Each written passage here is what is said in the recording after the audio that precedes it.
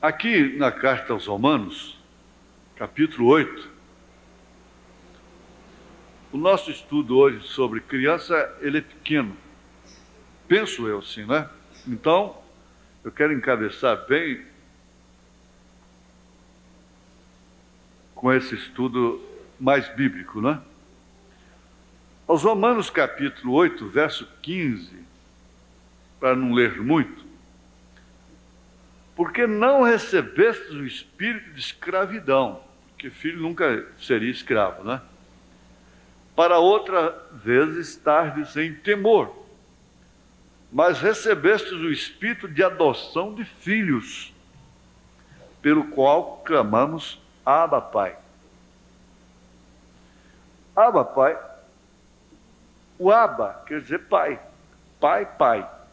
Seria o mesmo que dizer pai, pai. Abba. No hebraico, quer dizer pai. Abba, pai. Pai, pai. Não é? É um vocábulo hebraico.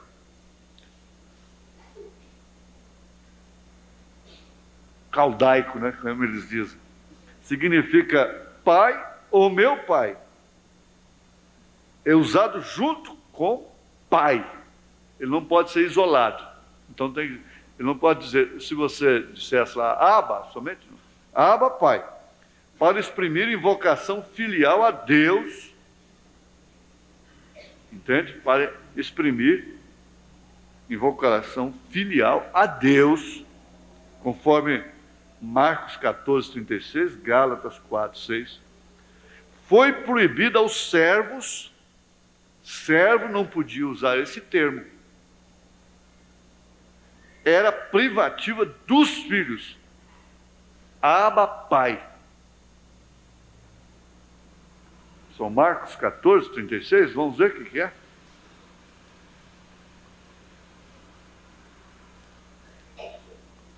(14:36). E disse, Abba, pai. Todas as coisas te são possíveis, afasta de mim este cálice. Não seja, porém, o que eu quero, mas o que tu queres. Então, veja, quem que usou essa expressão? Em relação a quem? Fala forte, fala forte.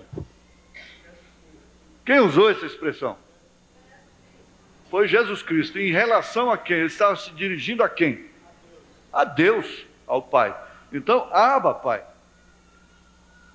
Invocando filiação a Deus. Isso porque ele já tinha recebido a adoção lá no Monte da Transfiguração.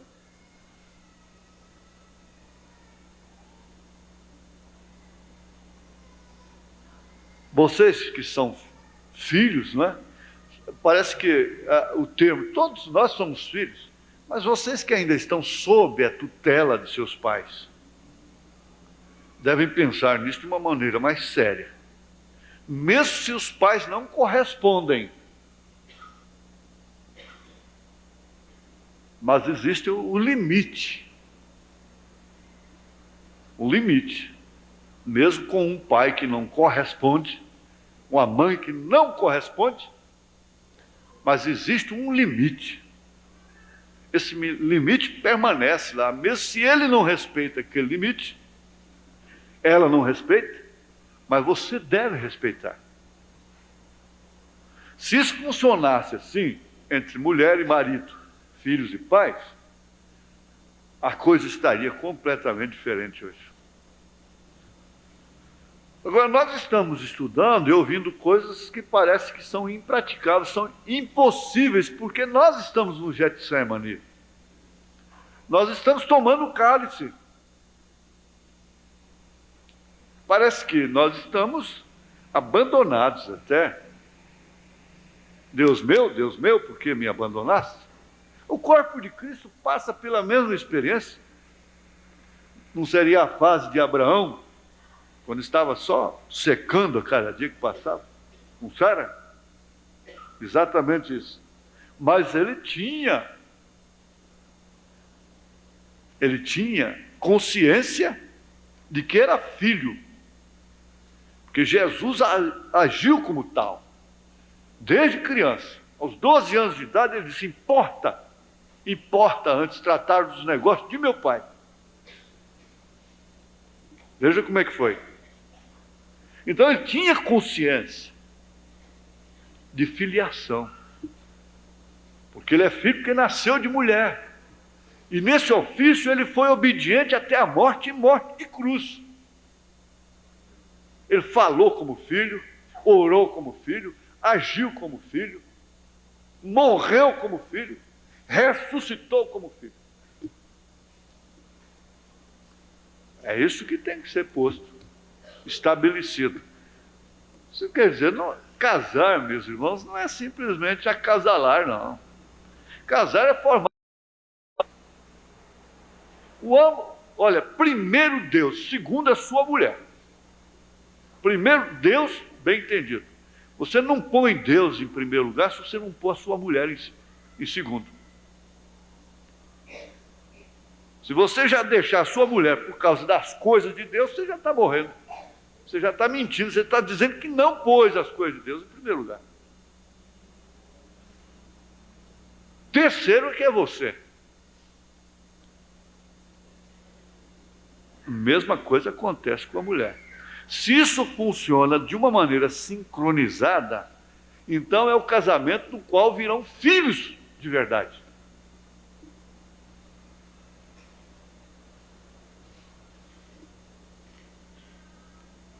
Por isso que antes de vocês se casarem, eu estava vendo aí um novo plantel com o Monte Carlos aí, né? Está tudo crescidinho, né? Um novo plantel. Se houver tempo, daqui 10 anos, daqui 5 anos, a moçaiada, né? Então, não pense que casar é acasalar-se apenas. Casar é formar um lar, é uma família. Viver em função um do outro em todos os sentidos da vida.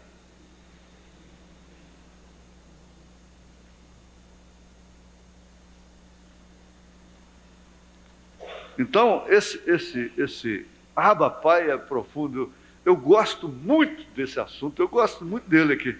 Isso para mim ele é profundíssimo. É uma das melhores coisas que nós podemos lembrar.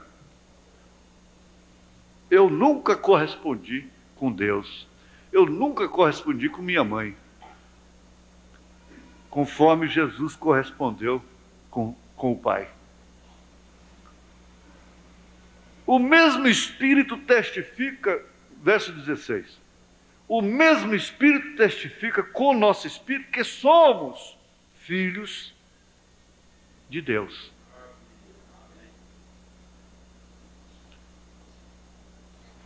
O mesmo Espírito testifica, nos dá consciência de que somos filhos de Deus. E se nós somos filhos, somos logo herdeiros também. Por isso não tem nada a ver com escravo. Tem muito escravo aí, trabalhando para Deus, que é uma beleza, denominacional. Denominação. E trabalham mais do que os próprios filhos. Você vê que um escravo, uma escravinha dentro de casa, trabalha mais do que as filhas. Um escravo trabalha mais do que os filhos. E o profeta vai mais longe e é mais grave. Ele diz: um mulo trabalha mais do que um puro sangue. Tem mais força o cavalo do que o cavalo. O mulo, o burro, que é um fruto híbrido que não procria. E ele mostrou claramente que esse fruto híbrido é a denominação. Mostrou de acordo com as Escrituras. E ele trabalha mais, mas não é filho. Ele não tem a semente de procriação. Porque o filho tem a semente da procriação. Ele não morre. Ele nunca morre, o filho. Ele pode ir gastar tudo que tem lá com as meretrizes e por fim ele cai. Ele não prospera, porque muita gente, como eu estou prosperando? Olha, quer um juízo maior do que esse? Prosperar? Em certos casos. A prosperidade é um dos principais sinais de juízo que cai sobre a pessoa. O profeta disse: deixa ela ir, ele ir. Se ele é um filho, um chicote cai nele lá. Porque a prosperidade vai separá-lo mais de Deus.